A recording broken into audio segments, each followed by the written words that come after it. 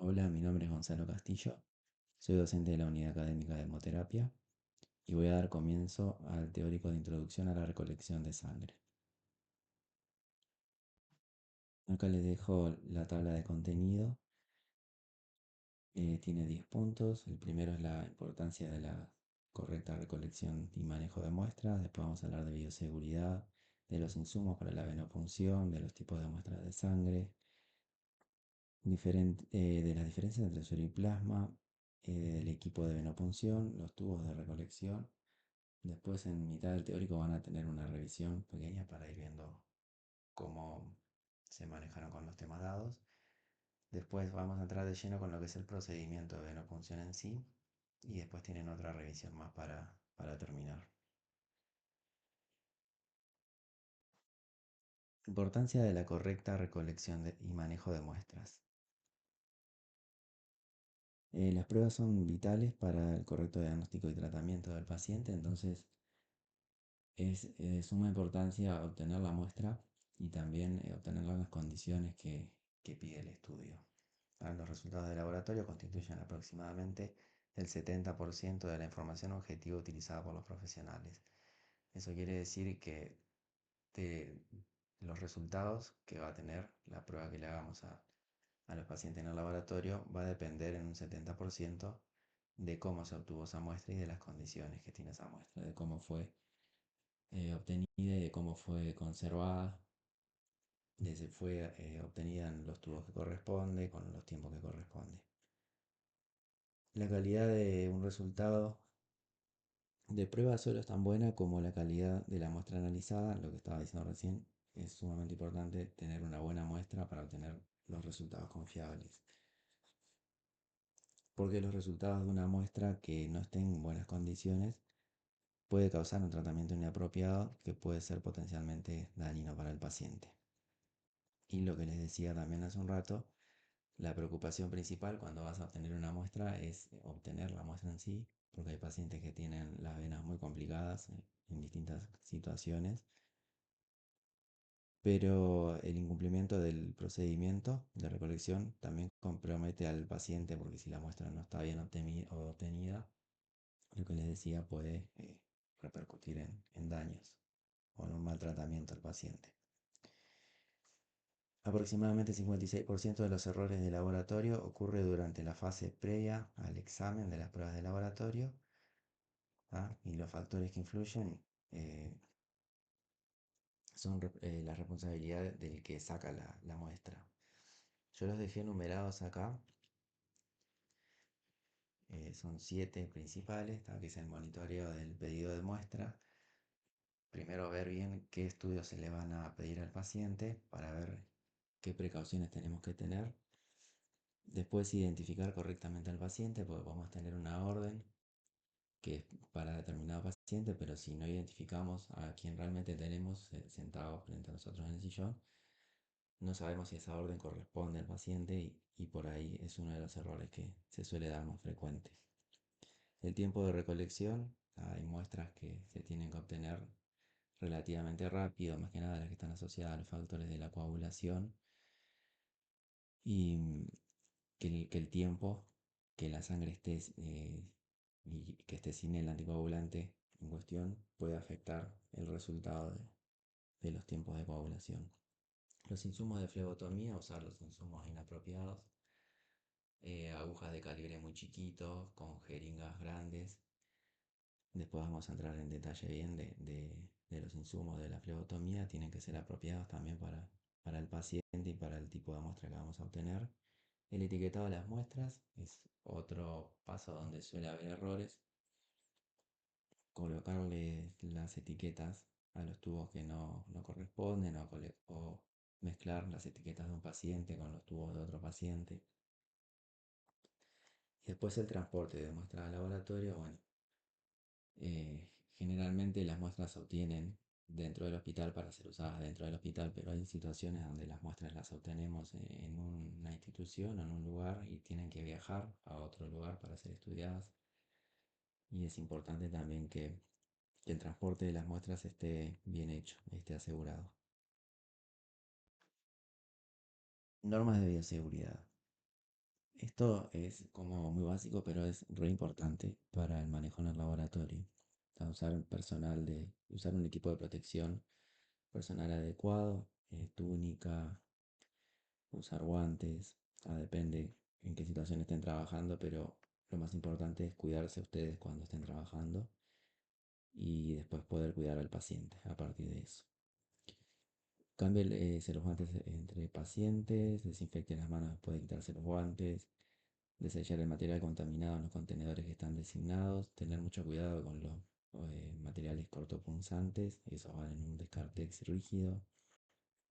No vuelva a colocar la tapa de las agujas. Objetivamente, reencapuchar una aguja no te da ninguna ventaja y te expone a un riesgo importante. Mantener actualizadas las vacunas. Nosotros, como personal de la salud, tenemos para darnos la vacuna de la hepatitis B. Descontaminen las áreas de trabajo y el equipo. Mantener limpio y ordenado el lugar de trabajo es importante para la bioseguridad. Después, cuando trabajen en el laboratorio, el tema de, de centrifugar los tubos sin tapa, hay que tener cuidado con eso. Y bueno, y es básico no comer, y hablamos de beber, de fumar en el laboratorio. Y cosméticos, nada que sea de uso personal, hay que tenerlo en el laboratorio, en la mesada. Acá les dejé los tipos de descartadores que hay. En la salud tenemos la bolsa negra común, donde se desechan todos los insumos que no estén contaminados y no sean cortopunzantes. Después la bolsa roja es todo lo que esté contaminado con material biológico, va en la bolsa roja.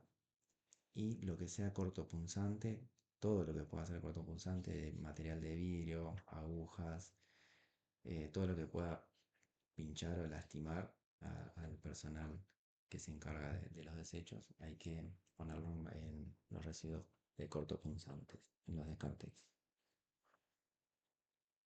Esto tienen que pensar también en las personas que trabajan, en los auxiliares de servicio, los que trabajan llevándose la basura, que son los que están más expuestos a pincharse o a contraer alguna enfermedad por haber descartado mal nosotros las cosas en los descartadores. Insumos de venopunción. Como dice acá la diapositiva, una bandeja o una valija bien organizada le da confianza al paciente, ¿sí? Porque cuando ustedes van a sacar una muestra, se presentan frente al paciente y después resulta que no tienen algodón, que no encuentran el alcohol, que le falta, no sé, las jeringas, que no tienen mariposas, que no tienen dónde descartar las cosas. Todo eso le genera inseguridad al paciente y que el paciente vea que ustedes tienen todo bajo control y bien organizado el material, ya es entrar con el pie derecho. Bueno, le dejé acá la lista de materiales que no pueden faltar en una valija o cuando vayan a recolectar una muestra. Las jeringas, hay distintos calibres, distintas cantidades. Las agujas, varios calibres. Mariposas, también varios calibres. El contenedor para desechar las agujas, el Descartex.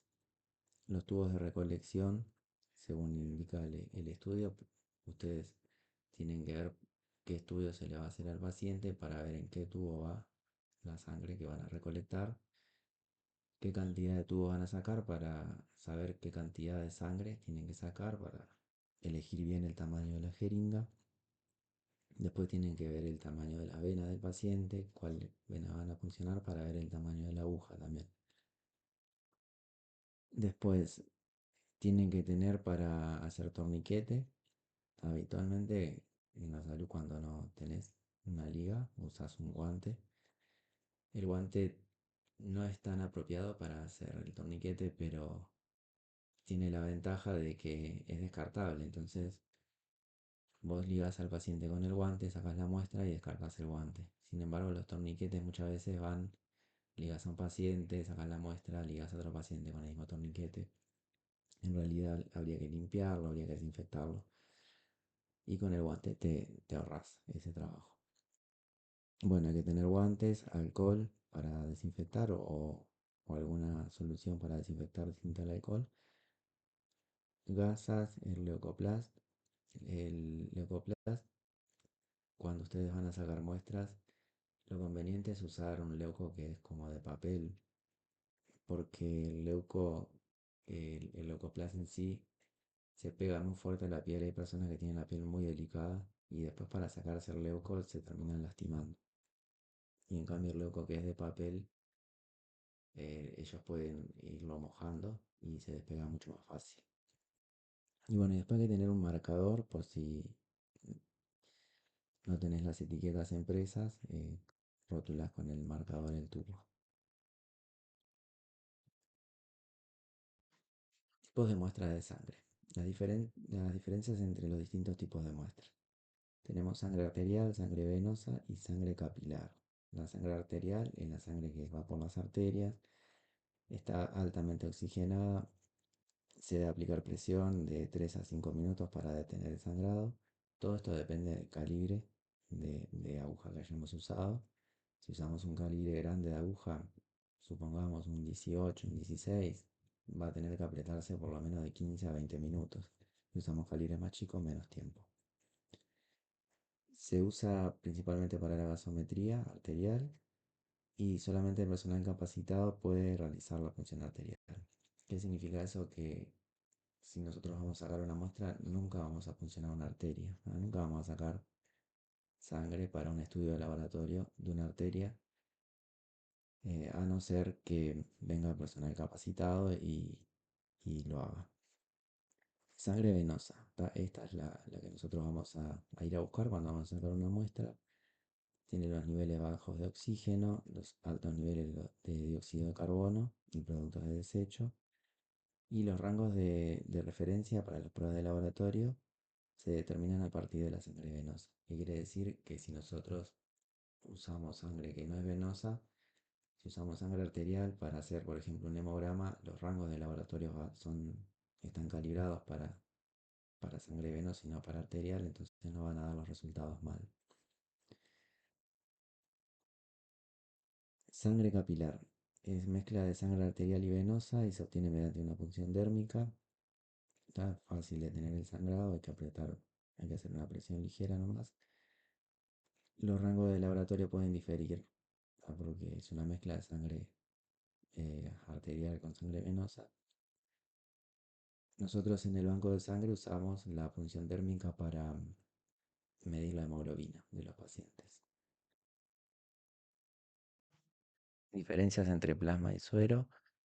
A la izquierda tienen tres tubitos. El que tiene el número 3 es plasma normal, es la referencia que tenemos. El del número 2 es un plasma ictérico, está de color amarillo oscuro, que indica la presencia de bilirrubina aumentada. Después tienen un plasma lipémico, que es el que tiene el número 1, que es un plasma turbio, como lechoso, y indica la presencia de lípidos aumentados.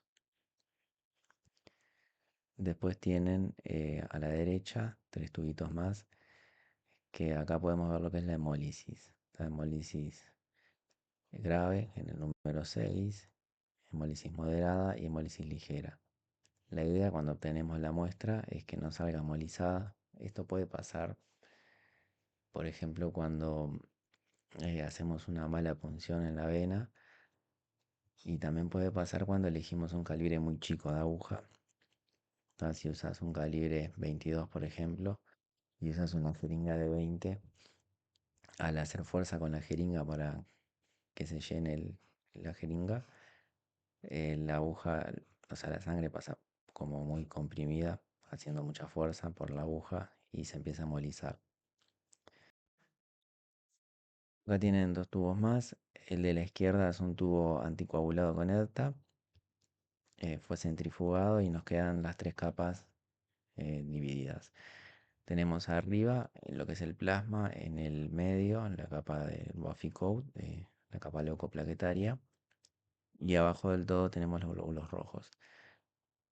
El plasma lo obtenemos en un tubo anticoagulado con EDTA Y el suero lo obtenemos en un tubo o con un procoagulante o sin o sin un procoagulante, pero simplemente dejando que la sangre se vaya coagulando sola. Y nos va a quedar el suero, luego de centrifugar arriba, el suero sin fibrinógeno y el coágulo de células sanguíneas que va a tener las plaquetas coaguladas en un formato de un coágulo de fibrina. Esa es la diferencia entre suero y plasma.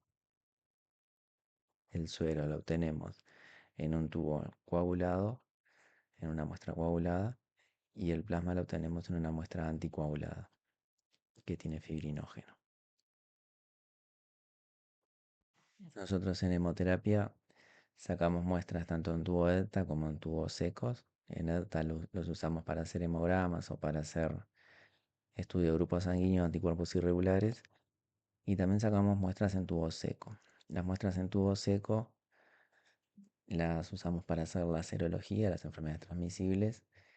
Y es importante no contaminar el, el anticoagulante que tiene el tubo con EDTA, que no pase al tubo seco, porque si no el plasma queda manchado con glóbulos rojos y las pruebas de serología pueden dar mal.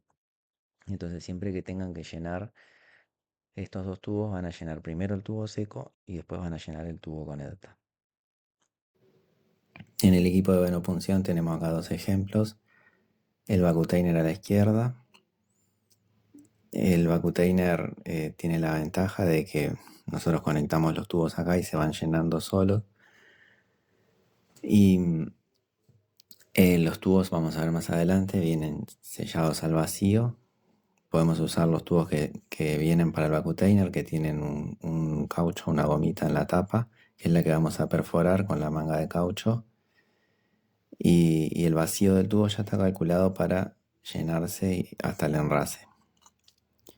Esa es la ventaja que tiene el Vacutainer. Después tenemos acá a la derecha la jeringa. También están las partes acá, el émbolo, el barril y la punta donde vamos a conectar la aguja o la mariposa. Acá abajo tenemos dos ejemplos de mariposas. Como dice acá la diapositiva, siempre hay que agarrar la mariposa por las alas porque si no la aguja queda bailando y nos puede pinchar. Y acá abajo tenemos los tubos de recolección. Lo que les decía, los tubos de recolección por Vacutainer, ustedes van a ver que tienen acá como el circulito y en el medio un punto que es donde está la goma que vamos a perforar para el Vacutainer. Todos estos tubos tienen un enrase que hay que respetarlo y ya vienen tapados al vacío. Entonces cuando nosotros conectamos el sistema Vacutainer, ellos se van a llenar solos hasta el enrase. Si nosotros le sacamos la tapa al tubo antes de conectarlo al Vacutainer, el tubo pierde el vacío y cuando nosotros lo conectemos al Vacutainer no va a llenarse solo. Bueno, como dice acá, los tubos tienen distintos tamaños para recolectar distinta cantidad de sangre. Y también tienen en la etiqueta toda la información que es importante, fecha de vencimiento, el volumen, el tipo de aditivo que tienen. Acá les voy a dejar una tabla donde están los tipos de tubos clasificados por colores. Y también está bueno en la tabla esto que dice inversiones, que nos marca según el tipo de aditivo y según el tipo de tubos, cuántas veces tenemos que homogenizarlo luego de obtenerlo. Esto es importante para que se mezcle bien la solución aditiva que tiene el tubo o el anticoagulante o lo que tenga para la sangre, porque se tiene que mezclar bien para evitar que la sangre quede sin, por ejemplo, en el tubo delta, si nosotros no lo homogenizamos bien, el anticoagulante no se mezcla bien con la sangre y parte de esa sangre después se va a coagular, se van a formar grumos y eso en las pruebas de laboratorio afecta los resultados. Acá tienen una revisión, después la pueden ir haciendo para ver si algunos conceptos quedaron bien en el teórico. Y ahora pasamos a la etapa del procedimiento de venopunción, ya cuando estamos con el paciente, cuando encaramos con el paciente. Y una de las primeras cosas que vamos a ver es la solicitud del estudio, la etiqueta para los tubos, Em, la solicitud no va a tener la información necesaria para identificar al paciente, o sea, el nombre, el apellido, la cédula, la fecha de nacimiento. Si el paciente está ingresado en el hospital, va a tener un número que le va a dar cada institución a ese paciente. Y bueno, y con esa información y la cantidad de tubos que hay que sacarle, la cantidad de muestras que hay que sacarles, y con esa información nosotros podemos organizar el material que vamos a usar para la punción. ¿Cuántos tubos le vamos a sacar? ¿Qué tipo de tubos? ¿Qué jeringa vamos a usar? Porque si vamos a llenar muchos tubos, usamos jeringas más grandes. Si vamos a llenar menos cantidad de tubos, más jeringas más chiquitas.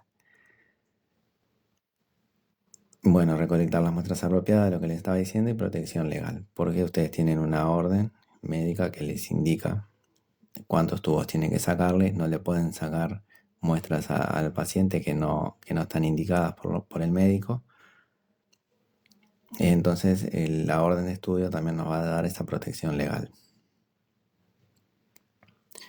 Cuando van a sacar muestras, pueden hacerlo o en la policlínica del laboratorio o en hemoterapia o donde esté el paciente, o también pueden ir a sala, a donde está el paciente no internado. Y una de las cosas que se van a encontrar cuando van a sacar muestras donde está el paciente internado es que el paciente esté acompañado por familiares o por visitas. En ese caso, ustedes van a hablar también con los familiares y con la visita y le van a dar la misma información que le darían al paciente. Y, los familiares pueden quedarse mientras ustedes están haciendo el procedimiento, o si ustedes se sienten más cómodos, pueden preguntarle si el familiar se anima a salir un ratito de la habitación mientras nosotros trabajamos. Pero el familiar se lo trata igual que a los pacientes, se les da la misma información y, y bueno, está. Y también se cuenta con ellos. En visita médica, el paciente puede ser que esté en ese momento cuando nosotros vamos a sacar la muestra con una visita médica. En ese caso, hablamos con el personal que esté ahí y le preguntamos cuánto tiempo va a demorar, si podemos esperar un ratito afuera o volvemos más tarde. A veces el paciente no está disponible por la razón que sea, o a veces los pacientes se van también de la habitación por un rato o están en el baño. Esas son situaciones que les van a pasar también. Bueno, en ese caso hablan con enfermería y ven si pueden volver más tarde o cuando el paciente vuelva. Pacientes que duermen también es algo que les va a pasar. Llegan a la habitación, está el paciente dormido. En ese caso habría que despertarlo y bueno, está para empezar el procedimiento. Pacientes inconscientes también les va a pasar que van a sacar muestras. El paciente está o inconsciente o no está como oído, o no está muy consciente tampoco, pero despierto. Bueno, en ese caso tienen que tomar las precauciones de sacar la muestra, sabiendo que el paciente puede moverse, puede sacudir la mano o algo, y ustedes tienen que tener cuidado en ese momento. Y también ahí, tanto en pacientes dormidos o en pacientes inconscientes, es mucho más importante, siempre es importante, pero es mucho más importante hacer una buena identificación de ese paciente, ya sea con la pulsera que a veces tienen los pacientes cuando están internados en piso, con algún familiar que esté ahí en la habitación con el paciente, con enfermería, ¿no? Pero eso, tengan presente que tienen que tener por lo menos 2 identificaciones de ese paciente de fuentes distintas. Puede ser o por la etiqueta, por la pulsera que tenga el paciente, y por un familiar, o por enfermería que haya puesto un cartel a veces ponen como una pizarra en la sala donde está el nombre del paciente. Pueden usar eso, pueden usar un familiar, pueden usar la etiqueta, pero siempre traten de identificar bien al paciente antes de empezar a sacar la muestra. Y las unidades psiquiátricas es lo mismo, ¿tá? A veces el paciente psiquiátrico no les van a decir, no saben comunicarse bien, entonces ahí tienen que contar con mucho más, o sea, mucho más importante el apoyo de familiares que puedan estar ahí para identificarlo y también para trabajar con pacientes que tienen problemas psiquiátricos, porque a veces, no sé, un familiar, una madre, un hermano que hable con el paciente psiquiátrico lo calma mucho más y lo hace sentir mucho más seguro que le hablen desconocidos. Entonces ahí apóyense mucho en la familia también. Bueno, para entrar más en detalle en lo que es la identificación del paciente, como dice acá la diapositiva, se debe prestar atención al número de identificación del hospital o número de cédula del paciente. Esto lo tienen habitualmente en la etiqueta. La identificación positiva, que se le pregunta al paciente nombre, apellido, cédula, se le puede preguntar fecha de nacimiento también.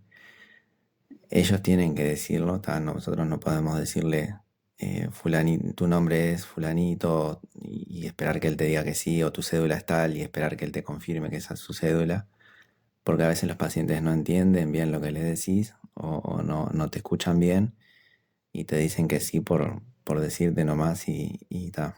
Se ha dado que han habido problemas por eso. Y los pacientes ambulatorios hay que tener precaución con ellos porque no tienen un número de identificación del hospital y a veces uno se confunde de paciente cuando los llama o cuando va hacia ellos. A veces pasa, no sé, cuando van a sacarse una muestra que lo llaman por el nombre y escuchan mal y viene otro paciente que no es. O tienen un numerito y ven mal el número y se acercan a la ventanilla o a donde le van a sacar la muestra con por error y se les termina sacando una muestra que no corresponde. Entonces hay que tener mucho cuidado con los pacientes que vienen a sacarse la muestra y después se van. Y van a encontrar también pacientes que no tienen nombre, ni cédula, ni nada, porque llegan al hospital por un accidente o por lo que sea y no tienen ningún dato de ellos. Y ahí la ABB dice que hay que darles un número con una designación temporal, pero que sea que lo distinga a él del resto de los pacientes. Y que va a ser el que vamos a usar mientras no tengamos los datos de él.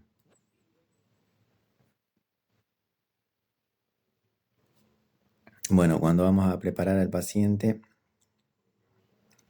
como dice acá, la tranquilidad del paciente comienza con el saludo. Hay que ser amables, hay que tener presente siempre que estamos trabajando con personas, son seres humanos que tienen que pueden estar nerviosos, que les puede dar miedo el momento de sacarse la muestra. Entonces está bueno transmitir tranquilidad siendo amable y siendo gentil. Se les debe explicar cómo va a ser el procedimiento, pero sin entrar en detalles. Y lo que puse acá que dice que no se le debe decir a los pacientes que el procedimiento va a ser indoloro, o sea, porque puede ser que le duela, puede ser que... Entonces evitamos eso de generar expectativas falsas. En hemoterapia es importante, antes, bueno, cualquier especialidad también, pero para nosotros es importante indagar sobre antecedentes inmunes. Pueden ser, si es una mujer, embarazos, abortos, pueden ser transfusiones también, para tener esa información previa antes de empezar a estudiarlo. Muchos estudios a veces requieren una preparación previa, un ayuno. Eso también está bueno preguntar antes de sacar la muestra, porque si el paciente no cumple con eso, podemos ahorrarle sacar la muestra y sacársela en otro momento que él cumpla el ayuno, por ejemplo. El consentimiento para sacar la muestra no es necesario que sea un papel o hablado, simplemente si vos le decís al paciente que se remangue la remera y que estire el brazo, ya es una forma de que el paciente lo haga, es una forma de entender que el consentimiento está ahí, ¿no? Y en pacientes que no sepan escribir o que sean sordomudos, hay que buscar la forma de comunicarse con ellos para que entiendan lo que se les va a hacer y que puedan dar su consentimiento. Bueno, la posición del paciente, siempre que vayan a sacar una muestra, el paciente tiene que estar sentado o acostado. Esto es para protegerlo a él de un posible desmayo, que le dé una bajada de presión y pierda el equilibrio y no se lastime cuando caiga. Selección de insumos antes de la extracción, reunir todos los suministros. Esto es algo que también le da confianza y seguridad al paciente, ver que nosotros tenemos todo controlado, el material que vamos a usar, los insumos que vamos a necesitar, que esté todo en orden, que esté todo bien, eso ya le da confianza al paciente. Colocar los suministros del mismo lado de la mano libre es una buena estrategia para poder trabajar mucho más cómodos.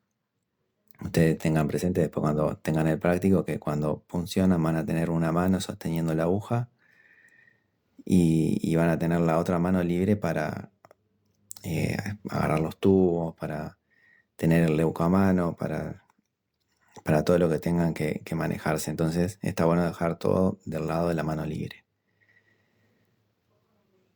Desinfectarse las manos delante del paciente y al colocarse los guantes que deben quedar por encima de la ropa de protección si es que la hay. También es otra cosa que le da seguridad al paciente ver que respetamos las normas de bioseguridad, que nos desinfectamos las manos, que usamos bien la ropa de protección o de aislamiento si es que le corresponde para ese paciente. Bueno, acá arrancamos con lo que es el torniquete. El torniquete permite que las venas sean más visibles y da un mayor flujo para la extracción también. No debe ir ni muy apretado ni muy flojo. La idea es que el torniquete actúe sobre las venas y no apriete tan fuerte el brazo que empieza a obstruir la circulación de las arterias o que genere molestias.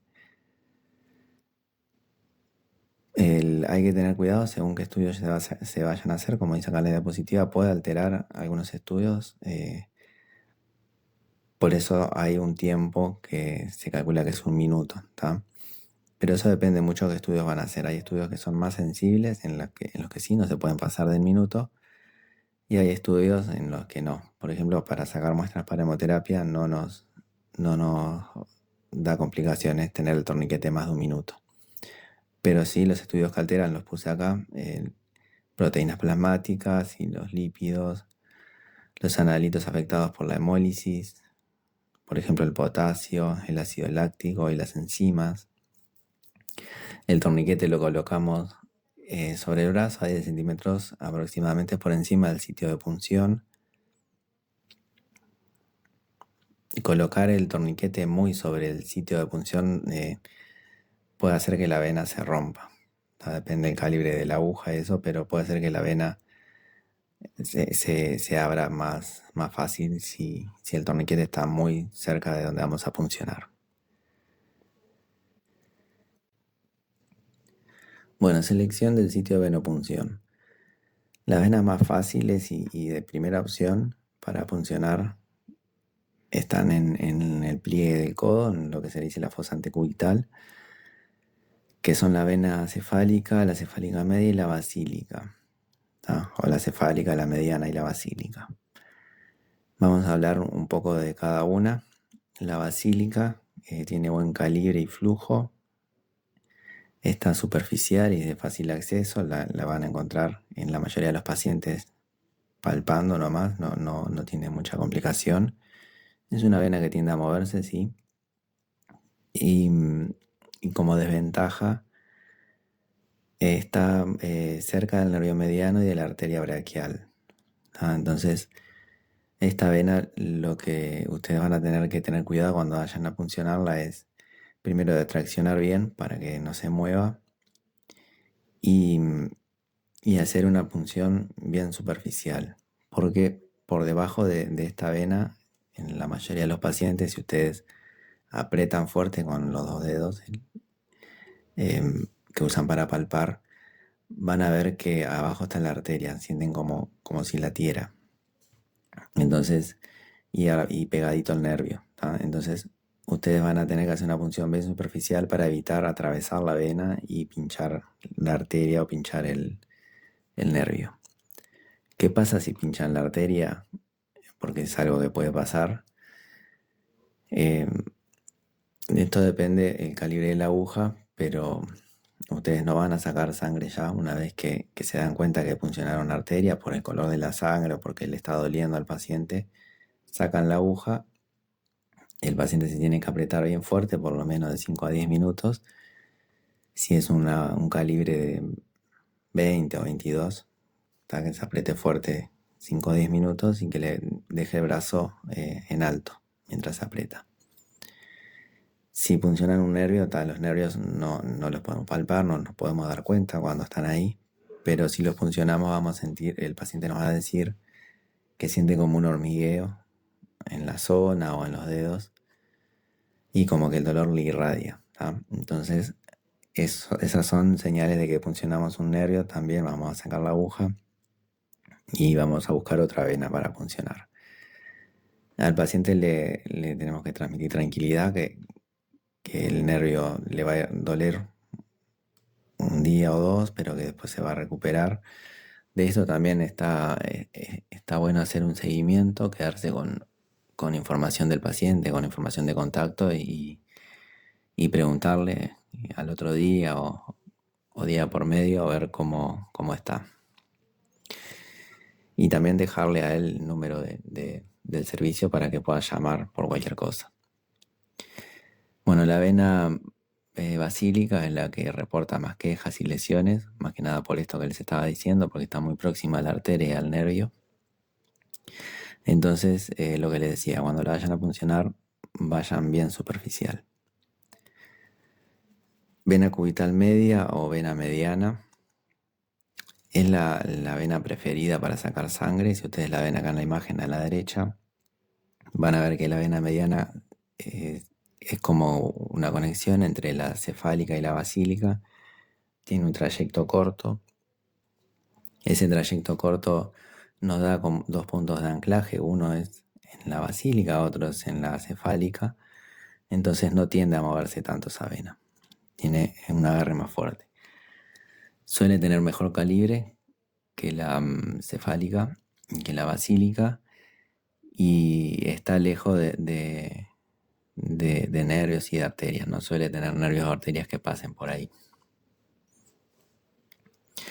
Bueno, lo que dice acá la diapositiva, un calibre de buen flujo, superficial y de fácil acceso, no tiende a moverse y suele estar aislada de estructuras subyacentes. Es la menos dolorosa porque hay menos terminaciones nerviosas en el área. Después tenemos la vena cefálica. Acá dice que es la más difícil de localizar. No siempre se cumple esto. Depende de la anatomía del paciente. Tiene más tendencia a moverse, eso sí es una realidad. Es una vena que está bien encima del músculo. Entonces, y tiene un calibre un poquito más chico, generalmente que la mediana y que la cefálica y que la basílica. Y suele ser también un poquito más durita. Entonces, cuando la vayan a puncionar, tienen que tener la precaución de traccionar bien y de entrar con la aguja como con un golpecito seco, no de a poquito. Bueno, acá tienen el patrón más común. Estos dos patrones son los más comunes en la anatomía. El patrón en H y el patrón en M.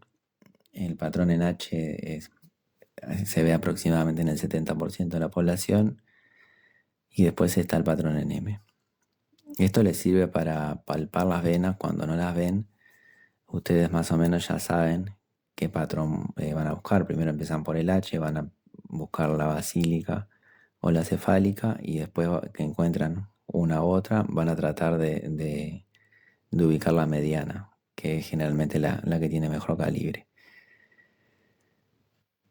Para sacar, para sacar muestras, lo más fácil es ir a las venas del pliegue del codo, está bien, pero depende qué tipo de pacientes y la situación, porque hay pacientes en los que hace mucho tiempo que están internados o que tienen enfermedades crónicas, entonces siempre se los está puncionando.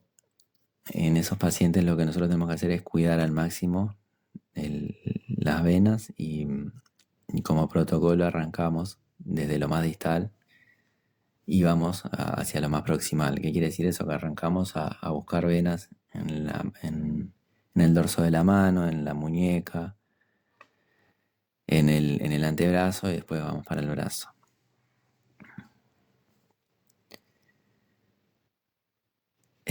Palpación. Las venas se localizan mediante la vista y el tacto. La capacidad de sentir una vena es mucho más importante que la capacidad de verla. Esto ustedes, lo que nos está diciendo que es mucho más importante palpar bien la vena y saber el calibre, la profundidad y el trayecto que tiene palpando que viéndola. Porque hay venas que se ven bien, pero son superficiales, son finitas y no son apropiadas para puncionar. La palpación se hace aplicando presión en el lugar y vamos como deslizando, buscando la dirección de la vena. No se hace, no es que pasamos los dedos por la piel, sino que tenemos que hundir, a sentir que la vena como que rebota. Esto en el práctico lo van a ver mucho más claro. Bueno, lo que les decía, determinar el tamaño, la profundidad y la dirección de la vena. Se sienten como estructuras tubulares y esponjosas y elásticas, eso es lo que yo les decía. Ustedes cuando ligan, la vena se llena de sangre, entonces ustedes hunden, palpan, van hundiendo para sentir que la vena como que rebota.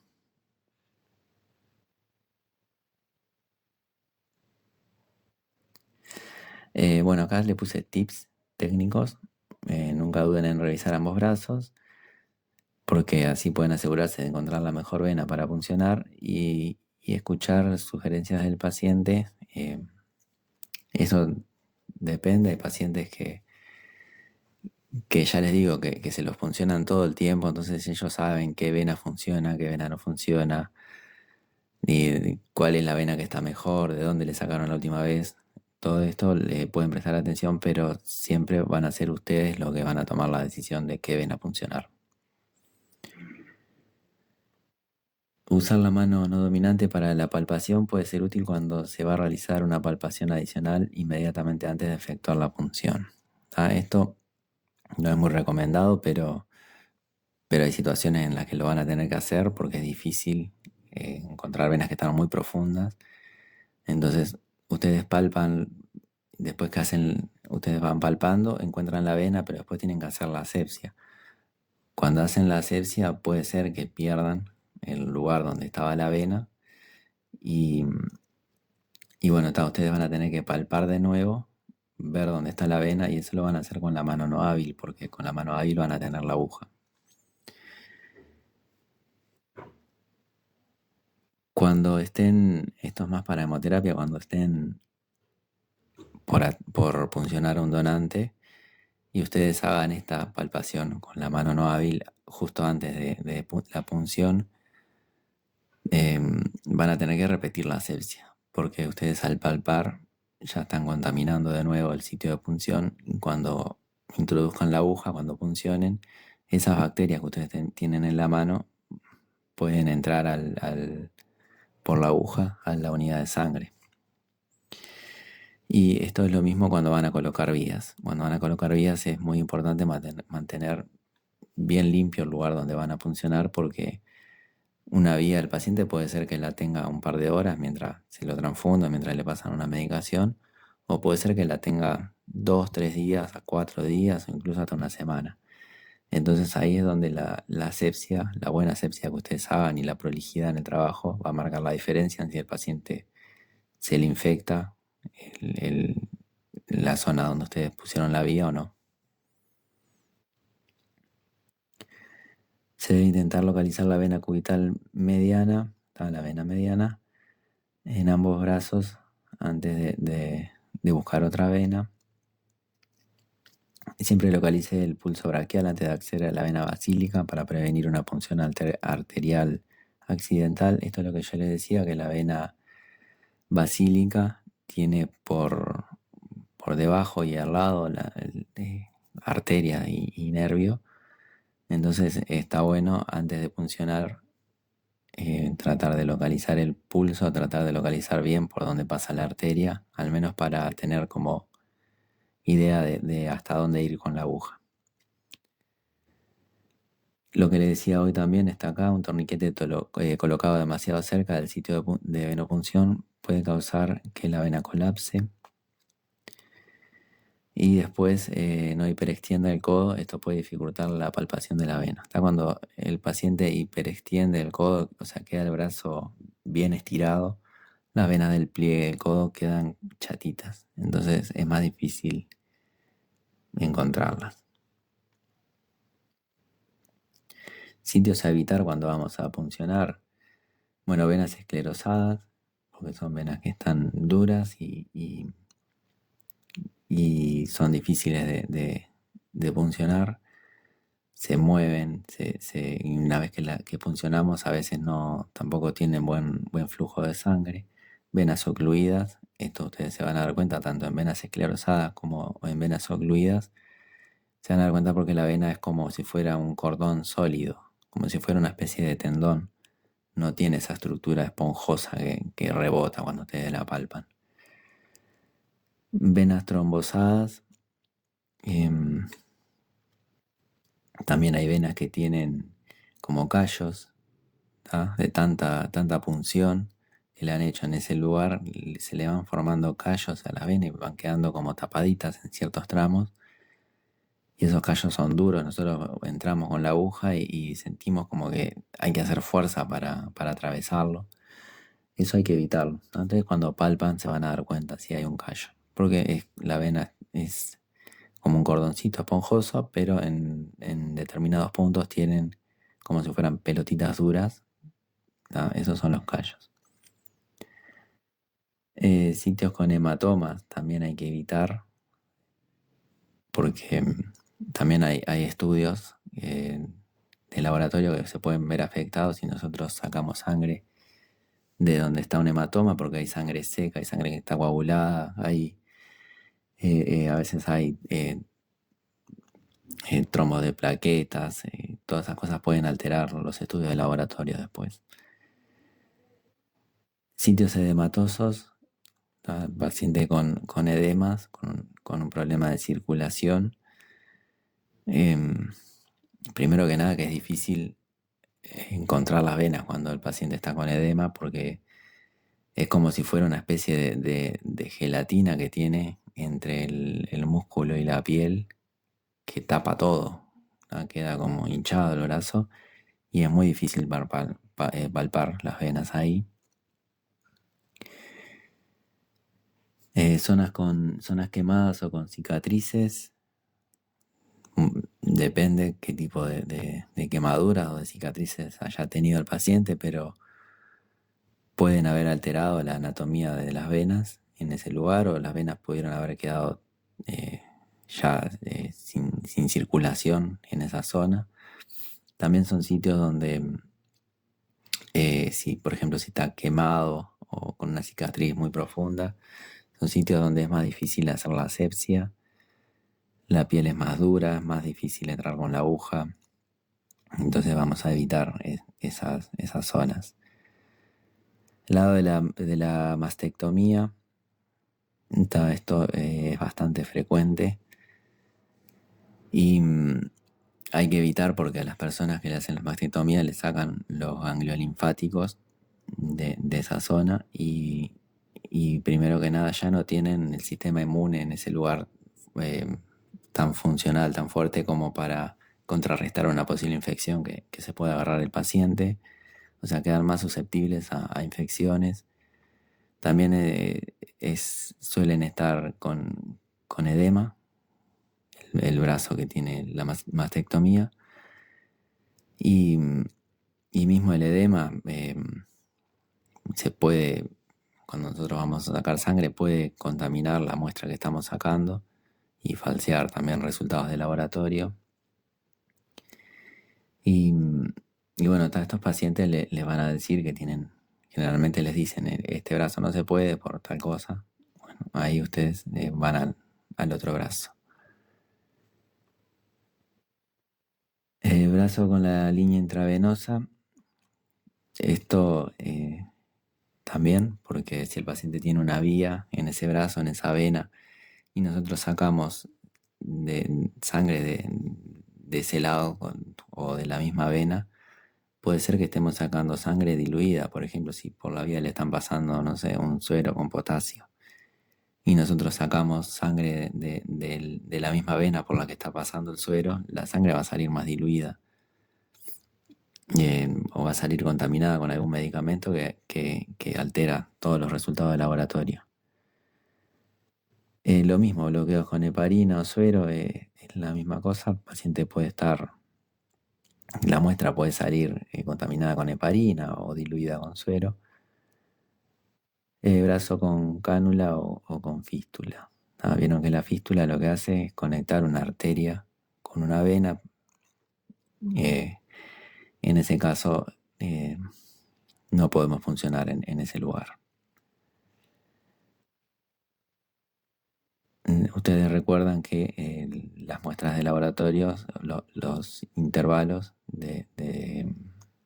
o sea, todos los resultados están basados para sangre venosa. Si nosotros sacamos sangre arterial y no saben los de laboratorio que eso es sangre arterial, los resultados de laboratorio van a dar todos mal, todos fuera de rango.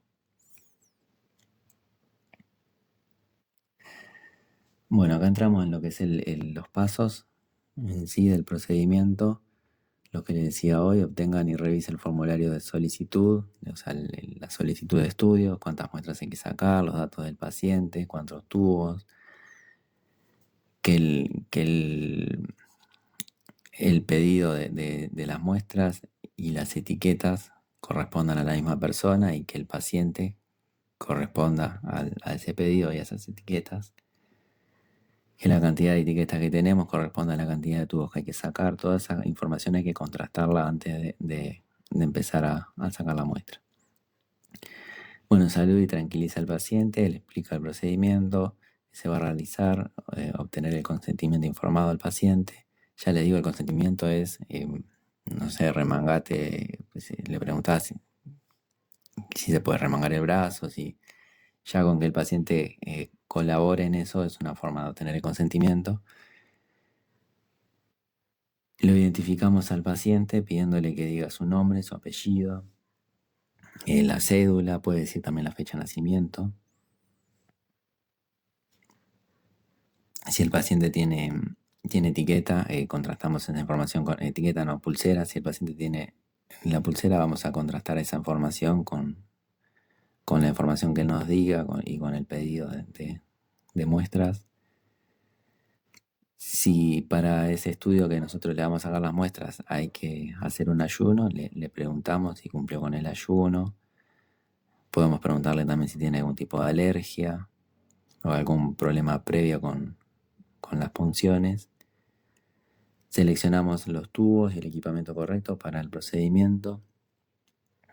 Está bueno tener tubos adicionales por las dudas que perdamos el vacío en algún tubo o que se nos caiga alguna tapa o algo. Nunca vayan con las cosas justas. Y rotulamos los tubos. En esto igual en el tema de rotular los tubos, hay como dos escuelas. Nosotros en hemoterapia somos muy estrictos con el tema de rotular antes de llenar el tubo. Entonces nosotros rotulamos los tubos, verificamos la información del paciente, verificamos la identidad, rotulamos los tubos y después lo puncionamos y llenamos los tubos. En laboratorio muchas veces trabajan al revés, ellos primero llenan los tubos y después los rotulan. Bueno, nos desinfectamos las manos, colocamos el brazo del paciente ligeramente doblado en una posición hacia abajo, Esto es lo que le decía, que el paciente no hiperextienda el codo, sino que lo deje ligeramente doblado. Y le pedimos al paciente que cierre el puño. ¿Tá?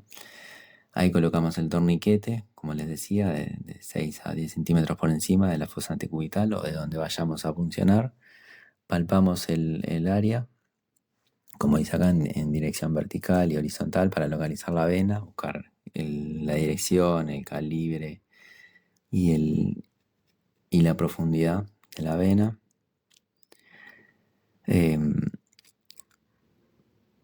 Vamos a buscar, esto ya es más de elección particular, pero podemos buscar primero la basílica, después la cefálica, después intentamos ubicar la mediana que va por el medio. Si encontramos la mediana, es una buena vena para sacar la muestra. Nos colocamos los guantes y hacemos la asepsia. Una vez que identificamos la vena, nos colocamos los guantes. Identificar la vena no es solamente saber qué vena vamos a puncionar, sino tratar de ubicar, cuando estamos palpando, el punto exacto donde va a entrar la aguja. ¿Tá? Buscar, no sé, un lunar, un punto de referencia o algo, para que nosotros después de hacer la asepsia podamos puncionar exactamente donde sabemos que está la vena. Tá, nos colocamos los guantes, hacemos la asepsia. Puede ser con alcohol, puede ser con clorexidina. La asepsia se hace en círculos concéntricos hacia afuera y se deja secar. No se sopla, no se ventila, no hace nada. Retiramos el capuchón de la aguja. Está bueno hacer una inspección ahí rapidita de que la aguja no esté dañada, no tenga ningún defecto. Traccionamos la piel, acá dice anclar la vena, colocando el pulgar de la mano no dominante entre 3 a 5 centímetros por debajo del lugar de punción y tirando la piel. ¿Tá? Eso es traccionar. Y se hace con el pulgar, no se hace con otro dedo. ¿Tá? Bueno, sacamos la muestra, sostenemos la jeringa. La punción generalmente se hace, como dice acá, entre 15 y 30 grados. Obviamente el bisel de la aguja hacia arriba, en un ángulo de 15 y 30 grados. Y una vez que se llena lo que es el cono de la jeringa, de la aguja, en la parte donde se conecta la jeringa con la aguja, una vez que se llena ahí ya sabemos que estamos en vena, que puncionamos la vena. Ahí podemos bajar el ángulo prácticamente a 0 grados y podemos entrar un poquito más para asegurarnos de no salirnos de la vena mientras hinchamos el émbolo de la jeringa.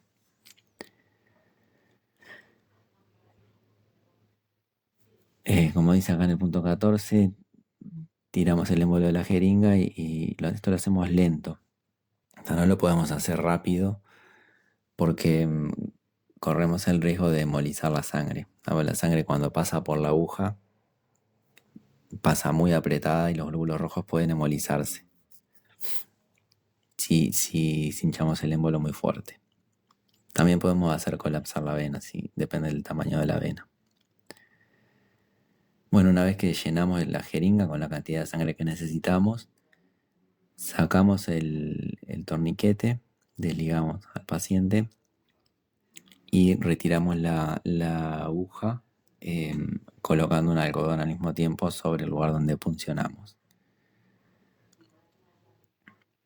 Después le sacamos la aguja a la jeringa, la descartamos en el descartador rígido de cortopunzantes y llenamos los tubos. ¿Tá? Esto igual depende mucho qué sistema de extracción estemos usando. Vieron que el Vacutainer es distinto porque nosotros puncionamos y después incrustamos el tubo en el Vacutainer y el tubo se va a llenar solo. Si fuera con mariposa, nosotros puncionamos al paciente con la mariposa conectada a la jeringa y vamos sacando la muestra. Esto después en el práctico lo vamos a ver bien.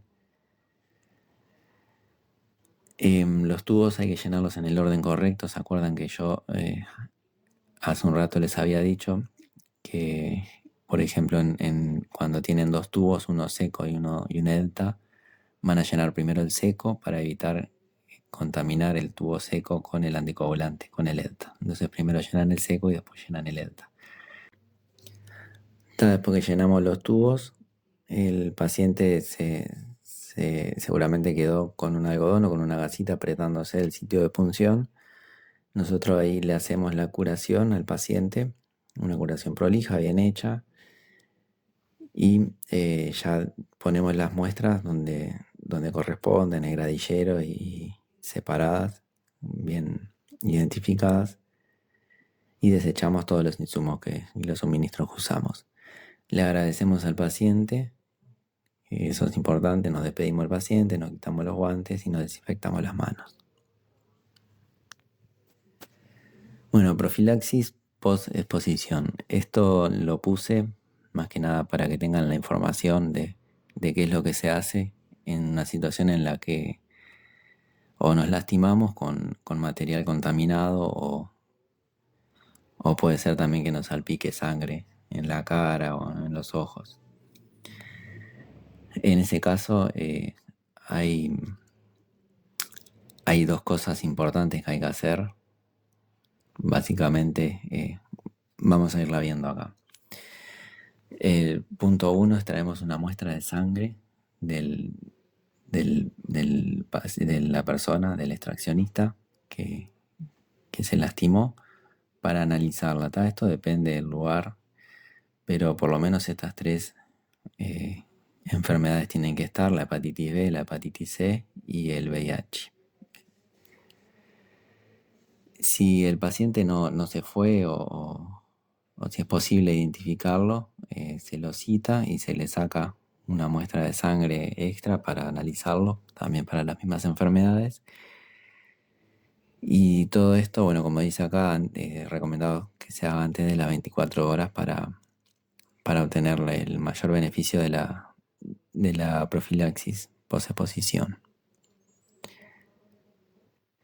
Si el paciente es positivo para VIH, hay una profilaxis post-exposición que se le puede dar al funcionario de la salud que se lastimó, que tiene buena efectividad esa profilaxis. Después el empleado se va a tener que repetir los estudios con intervalos de 6 semanas, de 12 semanas y de 6 meses.